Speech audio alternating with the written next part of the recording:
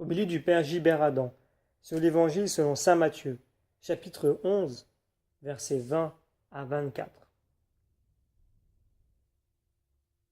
Alors Jésus se mit à faire des reproches aux villes où avaient eu lieu la plupart de ses miracles, parce qu'elles ne s'étaient pas converties.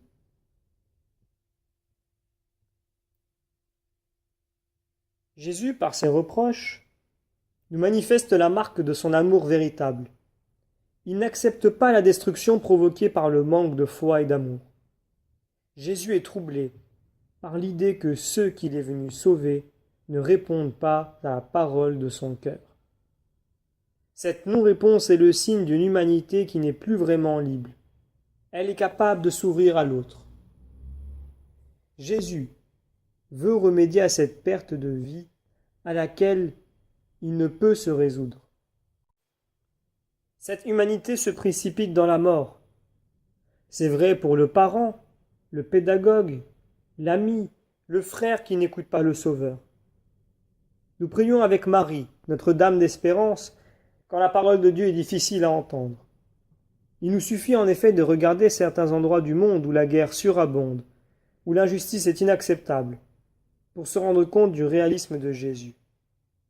Il parle d'une conversion qui nous est si nécessaire. Chorazine est un peuple florissant, mais rempli d'égoïsme et plein d'orgueil, de domination en tout genre. Jésus sait que si nous ne convertissons pas, la dynamique de mort qui est en place ira jusqu'au bout de sa trajectoire de mort. Il parle des situations impossibles, car déjà le ver est à l'intérieur de la pomme. Elle va pourrir. Nous continuons la lecture de l'Évangile.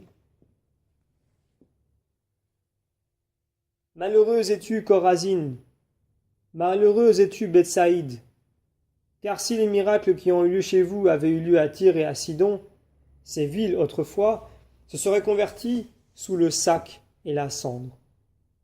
Aussi je vous le déclare, au jour du jugement, Tyr et Sidon seront traités moins sévèrement que vous.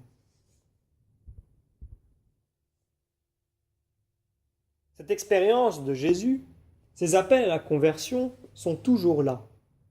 Jésus parle encore avec sincérité aux gens de nos bourgades. Il pose des signes en droit fil avec leurs tentes.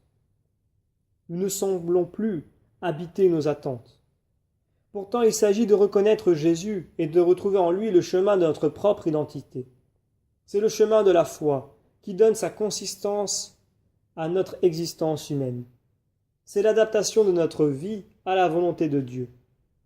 Nous sommes faits pour l'amour et nous avons le choix entre un amour qui mène à Dieu ou un chemin qui va vers le monde.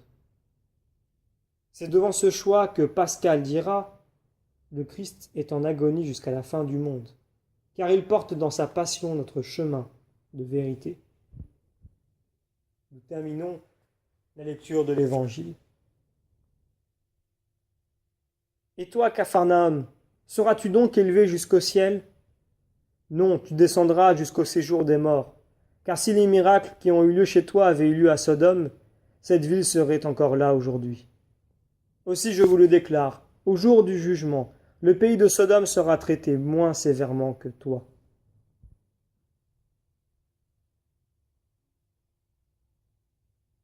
Nous avons du mal à assumer notre identité humaine. Cela se ressent quand la mère n'arrive plus à retrouver un de ses enfants, quand nous ne savons pas garder des liens stables avec notre entourage.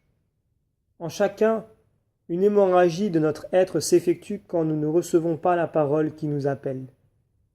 Nous découvrons l'exigence d'un véritable don d'amour qui nous veut libres, autonomes et responsables. Puisons dans cet appel la ressource pour rebondir, pour nous réveiller. Le combat de Jésus se continue dans ses frères pour son corps qui est l'Église. Une passion pour plus de vie, de justice et d'amour se vit en chacun de nous.